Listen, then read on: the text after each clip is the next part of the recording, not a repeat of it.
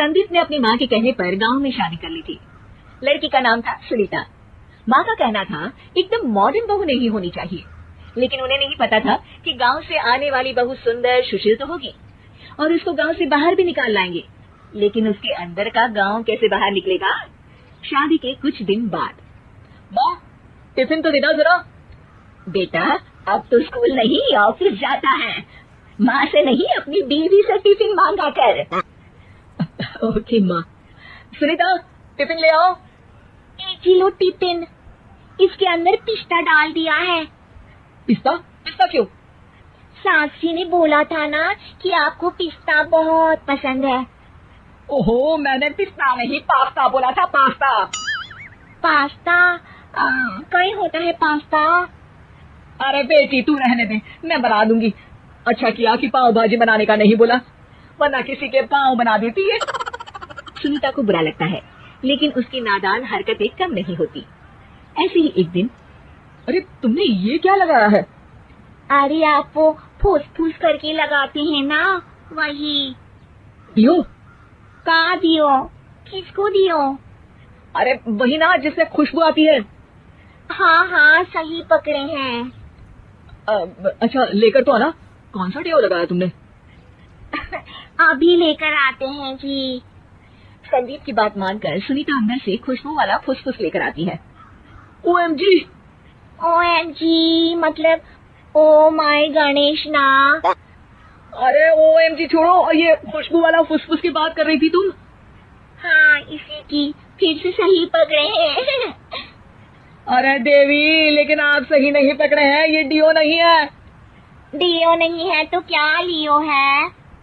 अरे ये room freshener है जिसको कमरे में छिड़कते हैं, खुद पर नहीं। कोई बात नहीं, माँ कहती थी आत्मा किराएदार है, शरीर एक किराए का कर्म। हम शरीर पे ये डालिए तो क्या फर्क पड़ जाएगा। अरे बहू, ओ बहू, मेरे लिए फल तो लिया, फिर मैं बाजार जाऊंगी। सुनीता अपनी सास के लिए फल लेकर आती है। अरे बेटा पपीता, तरबूज और सेब फल ऐसे कैसे खा लो, काट कर तो लिया। माँ जी मेरे गांव में तो खेत से उठा के सीधा खा लेते हैं। अरे ये तेरा गांव नहीं है ना। अरे संदीप तू ही कुछ समझा देना इसको बेटा। मैं कैसे समझाऊं माँ, ये तो माइक्रोवेव को भी भट्टी बोलती है। कल मैंने बोला हाय कैसी हो, तो बोलती है किसी को हाय नहीं लगानी चाहिए। अरे सुनीता तेरा क्या होगा? अभी तो कैसे बताऊं माँ जी, अभी हम कुछ करेंगे फिर पता चलेगा क्या होगा, लड़का या लड़की। हे भगवान, कहाँ से आ गई ये? रामपुर से जी, आप ही तो लेकर आए थे मुझे। अरे मुझे माफ कर दो। पहले कोई गलती तो करिए जी, आपकी तो सारी गलती माफ कर देंगे हम। हाँ अरे बहू मेरी बात सुन, फल यानी कि फ्रूट जब भी लाए ना तो काट कर लाना, ठीक है? जी ठीक है माँ जी, फल यानी फ्रूट यानी काट के लाऊंगी। सुनीता रोज ही कोई ऐसी हरकत कर देती जिसकी वजह से उसे घर में 2 बातें सुननी पड़ती।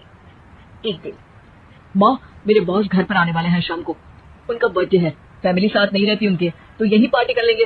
उनको अच्छा लगा तो शायद मेरा प्रमोशन भी हो जाएगा। मैं ना फ्रूट केक लाकर फ्रिज में रख दूंगी और तेरे साथ आज खाना मैं बनाऊंगी, ताकि जब साहब आए तो खाने में कोई गड़बड़ ना हो। शाम को जब सारी तैयारियां हो जाती है, संदीप के साथ बड़े साहब भी घर आते हैं। फ्रूट केक तो ले आना बहू, फिर खाना खाएंगे। अरे इस सब की क्या जरूरत थी, आपने बुलाया वही काफी है। सर आपका परिवार शहर में नहीं है तो हम ही आपके परिवार जैसे हैं सर। इतने में ही सुनीता फ्रूट केक लेकर आती है और बड़े साहब की टेबल पर रख देती है, और जैसे ही केक के ऊपर का बॉक्स हटाती है, ओह ये क्या है, केक तो कटा हुआ है, मैं तो ऐसा नहीं लाई थी। आप मुझे शाबाशी दे सकती है माँ जी, मैंने ही केक काट दिया। आपने कहा था ना फल यानी फ्रूट यानी हमेशा काट के लाना, तो फ्रूट केक भी तो फ्रूट ही है ना, तो मैंने पहले ही काट लिया, होना मैं समझदार। अरे बहू ये क्या किया, केक हमेशा वही काटता है जिसका जन्मदिन होता है।